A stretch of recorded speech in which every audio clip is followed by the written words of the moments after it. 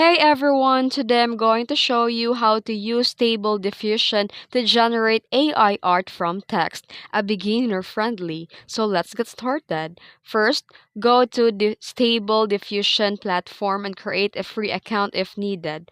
Then here, enter your prompt. Type a creative prompt in the input box and here provide your example. And this is my example: a cyberpunk city at night, glowing neon lights, rainy streets, ultra detailed, and 4K.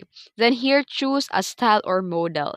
Most sites let you choose styles like animation, realistic, cartoon, oil painting, and more. You can also select models like Stable Diffusion 1.5, 2.1, and more.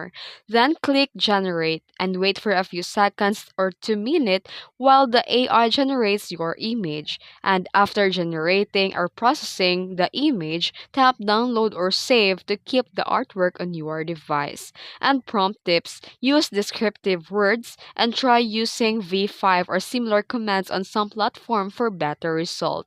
And that's it. If you found this video helpful, don't forget to like and subscribe for more tutorials. Thanks for watching.